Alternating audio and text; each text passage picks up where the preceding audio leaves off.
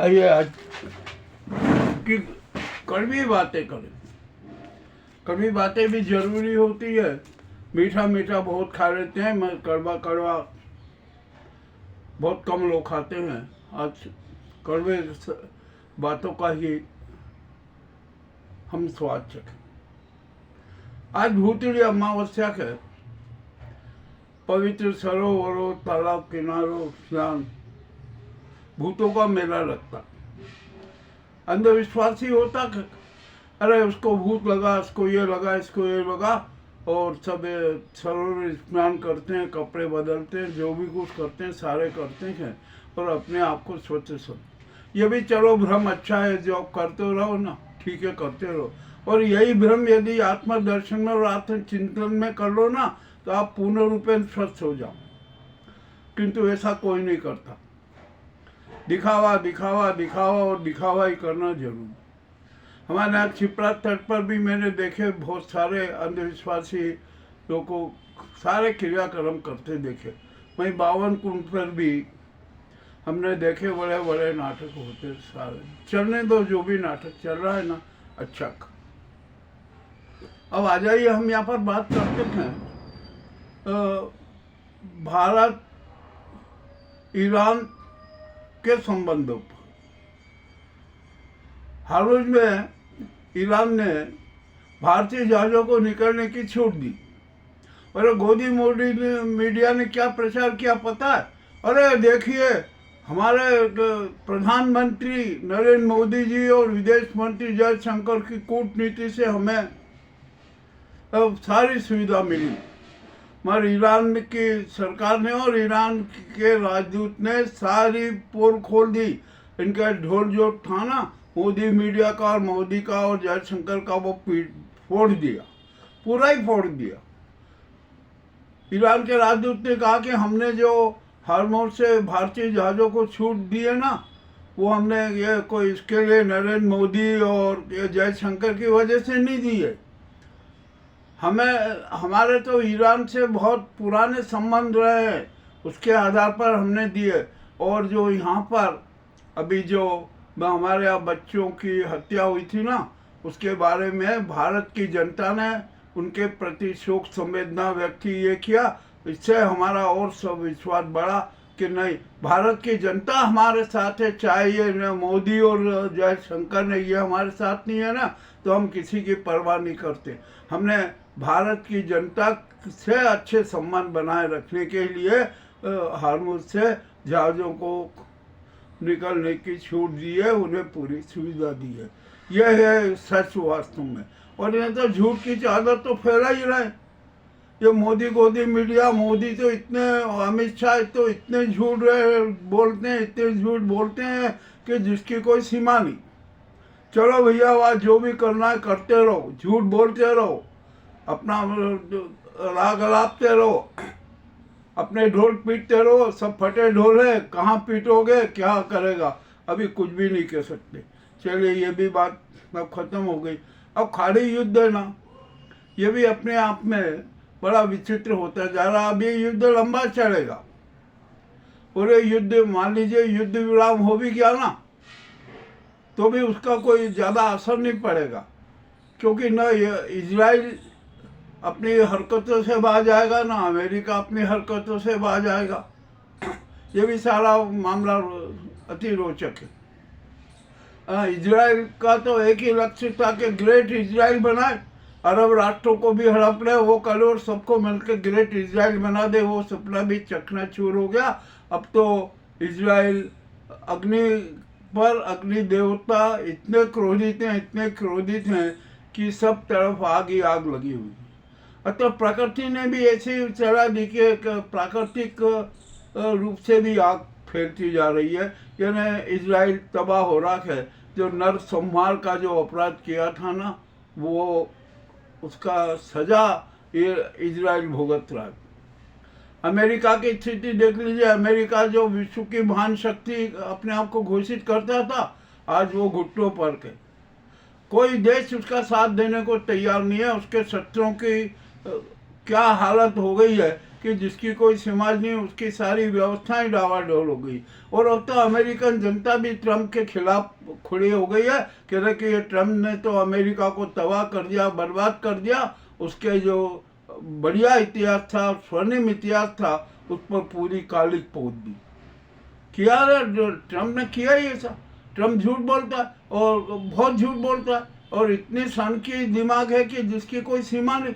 मामला बड़ा विचित्र हो गया। जो भी होना है ना वो हो गया, बट ट्रम्प का भी एक काला इतिहास बन गया। मगर ट्रम्प ने जो ईरान ये युद्ध छेड़ा है ना, इसका एक लक्ष्य, हिडन लक्ष्य भी दूसरा है। एफपिन फाइल में ट्रम्प का नाम है, मोदी है, हरदीप सिंह पुरी है, अंबानी है, और भी अनेक चेहरे हैं। एफपिन फाइल से ध्यान हटाने हेतु खाड़ी युद्ध को लंबा खींचना है, और लंबा चलेगा। अब ये घुट्टे पर तो हो गए, ये युद्ध विराम की बात भी करना है, ये कोई उनके आत्मिक बात नहीं है। ये तो दिखावे का करना है कि हम किसी भी तरीके से ईरान से बातचीत करने का रास्ता निकाल लें, युद्ध विराम की बात करके और चर्चा करके। किंतु ईरान ने भी अब तो स्पष्ट कर दिया कि हम अमेरिका और इजराइल से किसी प्रकार की चर्चा नहीं करेंगे। अब ये जो चर्चा का दौर खत्म हो गया, अब तो सिर्फ वाहनों का लड़ाई का दौर है, मिसाइल और ड्रोन से हमले का दौर है, और हम निरंतर हमले करते ही रहेंगे। अभी समाचार आया कि अमेरिका फिर ईरान पर हमले कर रहा है। करते रहो भाई, क्या दिक्कत है? तुम भी थक जाओगे, कोई दिक्कत नहीं है। ईरान भी थकेगा, किंतु उसने इतनी अपनी तैयारी कर रखी है कि वो 50 साल तक युद्ध लड़ सकता है। उसकी इतनी तैयारी, और वहाँ और ईरानी जनता भी है ना, अब ईरान के सरकार के साथ है। अब वो किसी प्रकार के भ्रम में नहीं पड़ेगी। ठीक है। अब सबसे ज़्यादा मुसीबत तो अरब राष्ट्रों की हो गई। अरब राष्ट्र भी तिलमिला गए कि अरे क्या करें, अब अपनी सुरक्षा कौन करेगा? तो वे फ्रांस से बात कर रहा है, इटली से बात कर रहे हैं, जर्मनी से बात कर रहे हैं कि आप आइए और हमारी सुरक्षा कीजिए। अमेरिका में हमारा विश्वास नहीं रहा, अमेरिका ने हमारे साथ धोखा किया, अब हम अरब से अमेरिका को हमेशा हमेशा के लिए विदा कर देंगे। ये भी मामला बड़ा विचित्र हो गया। अब अमेरिका क्या करेगा? 300 करोड़ डॉलर जो उसको अरब से मिलता था ना, वो भी बंद हो जाएगा, तो अमेरिका की अर्थव्यवस्था और गड़बड़ाएगी। यूं ही गड़बड़ाई हुई है, और ज़्यादा आर्थिक स्थिति खराब होगी। मगर इस खाड़ी युद्ध में चीन, रूस और उत्तर कोरिया ने अपने स्वार्थ सिद्ध कर लिए। जो वो चाहते थे वो सब कुछ कर लिया उन्होंने। मामला बड़ा विचित्र हो गया। अब यहाँ पर आइए, हमारे यहाँ पर जो मोदी जी और इनकी जो जयशंकर प्रसाद जी की जो खूब पीते रखे, अरे ये तो विश्व के महान लोग हो गए, महान विदेश मंत्री है, महान प्रधानमंत्री हैं, तो उनकी भी डोर फूट गई, पूरी डोर फूट गई। ईरान ने स्पष्ट रूप से स्वीकार लिया कि इजराइल और मोदी का संयुक्त षड्यंत्र था ईरान को तबाह करने का। मामला बड़ा विचित्र हो गया। और युद्ध के पहले 2 दिन पहले मोदी का इजराइल जाना, यात्रा करना, वहाँ करना और फर्जी मेडल प्राप्त करना, ये सब छात्र षड्यंत्री खेल था। हो गया को खुलासा, उजागर हो गया। अब कोई दिक्कत नहीं, क्या हुआ क्या नहीं हुआ। अब यहाँ राज्यसभा में भी विचित्र स्थिति हो गई। राज्यसभा के चुनाव में उसमें कितनी धांधलियाँ हुई, ईश्वर जाने, चुनाव आयोग जाने। मामला तो हो गया। यहाँ तो ये तो धोखेबाज हैं ही, हर तरीके से सत्ता सुंदरी को अपने कब्जे में रखना चाहते हैं। इसके लिए वे जो निम्न स्तर के काम भी करने को तैयार रहते हैं। कोई दिक्कत नहीं, आप करते रहो, किंतु ये जनता भ्रमित होने वाली नहीं है। चलिए, जो भी ये हो गया। बिहार में क्या नाटक हो रहा है ये भी सबको पता है, असम में क्या नाटक हो रहा है ये भी सबको पता है। अरे अमित शाह ने तो जो उनके वर्तमान सीएम है, जिनको उन्होंने सीएम बना रखा है ना, हेमंता बिस्वा, उसके खिलाफ भी लगा दिया कि यहाँ पर स्वास्थ्य विभाग के नाम पर 150 करोड़ के घोटाले हुए थे। उस समय ये हेमंत बिस्वा है ना, कांग्रेस की सरकार थी और ये कांग्रेस के स्वास्थ्य मंत्री थे। इनके इसमें घोटाले हुए, अमित शाह ने खुलासा कर दिया तो अब जनता चकरा गई कि अरे इतना बड़ा घोटालेबाज को भाजपा में शरीक किया और उसको सीएम बना दिया, तो इसकी आड़ में और कितने बड़े बड़े घोटाले हुए होंगे ये भी जांच का विषय हो गया। मामला बड़ा विचित्र हो गया। बंगाल में ममता ने भाजपा को चुनौती दे दी, उसने भी अलग खेल खेल दिया। अब ये मोदी शाह का और ज्ञानेश कुमार का जो साथी षड्यंत्र था ना, वो भी अब फेल होने लगा। तमिलनाडु में भी देख लीजिए, वहाँ पर डीएमके भारी उससे चल रही। केरल में तो ये जो नाटक कर रहे थे ना मोदी और ये, वो भी सब फ्लॉप हो गए। अब पांडिचेरी की बात अभी बाकी है, देखते हैं वहाँ क्या होता है। जो भी हो रहा है ना, सब कुछ अच्छा हो रहा है। अब तो यहाँ पर एप्टिन फाइल का भी मामला बड़ा उलझा हुआ है। मोदी जी की फर्जी डिग्री का भी मामला बड़ा उलझा हुआ है। और भारत के अफसरों की और सरकारी कर्मचारियों की स्थिति पर भी वो सवाल खड़े हो रहे हैं। अब तो सब पर कार्रवाई होना जरूरी है। न्यायालय का डंडा चलेगा और ऐसा डंडा चलेगा कि सब नौकरियां छोड़ छोड़ के भाग जाएंगे। चलिए, अब ये भी बात हो गई, इसके भी सारे प्रमाण है, कोई दिक्कत नहीं है। अब यहाँ पर हम आ जाते हैं समाज पालिका की। अरे ये समाज पालिका तो खत्म ही हो गई, उसकी तो हत्या ही हो गई। उन्होंने अपने आप से आत्महत्या कर ली। मरी हुई आत्मा लेकर अभी कर रहे हैं, इधर उधर वो कर रहे हैं, समाचार देते हैं, वो करते हैं, ग्रुप मीटिंग में करते हैं। और इनके जो आकांक है, इनके जो धनदाता हैं, मोदी गोदी मीडिया के को अपना गुलाम बनाए रखने वाले ये गुजराती गैंग और इस सरकार के भी राज खुलने लगे। और ये मोदी जी तो है ना पोस्टर ब्रांड बन गए। जहाँ भी हर कोई भी विज्ञापन आएगा मोदी का फोटो लगेगा, हर आएगा कहीं अमित शाह का फोटो लगेगा। ये मामला भी बड़ा विचित्र हो गया। तो ये पोस्टर बॉय बन गए मोदी जी, विज्ञापनों के पोस्टर बन गए, स्थायी स्तंभ हो गए। यदि किसी भी विज्ञापन में मोदी का फोटो नहीं है ना, तो विज्ञापन ही नहीं माना जाता है। मामला बड़ा विस्तृत हो गया। अब ये भी चलिए, अब आ जाइए यहाँ पर हम साधु संतों की बात करते हैं। सच बात तो यह है कि हमारे देश में सच्चे साधु संतों का अकाल है। और जो साधु संत है ना, वो यहाँ हमारी ये भौतिक चमकता से दूर रहते हैं, वो तो अपने तपस्याओं में लीन रहते हैं।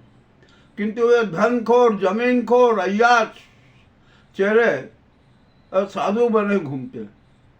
कोई भगवा ड्रेस में, कोई काली ड्रेस में, कोई नीली पीली, न जाने कितने कितने ड्रेस में ये नजर आते हैं। मामला और भी ज़्यादा गंभीर हो गया। जो भगवा दुपट्टे डाल के जो जितने नाटक करते हैं, वो भी अपने आप को संत से कम नहीं समझते। वो तो कहते हैं ये संत तो सब वैसे ही हैं, हमें सच्ची संत जो सड़कों पर लड़ते हैं, अपने कारनामे का अंदाज देते हैं, उन्माद फैलाते हैं, हम सब कुछ करते हैं, ऐसे ऐसे संत हो गए। अभी अब उज्जैन में एक बहुत बड़ा आपने शंकराचार्य का कांड तो देखा ही कि शंकराचार्य के साथ क्या हुआ। अब यहाँ पर हमारे उज्जैन में भी एक बड़ी विचित्र बात हो गई। यहाँ 13 अखाड़े थे, उनमें 2 फाड़ हो गई।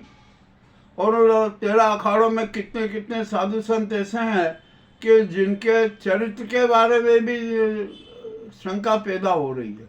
कितने ऐसे साधु संत हैं जिन्होंने औरतों के मामले में जूते खाए हैं, पिटाई हुई है। और तो और इस अखाड़ा परिषद में तो जो गृहस्थी है ना, उनको भी महामंडलेश्वर बना दिया।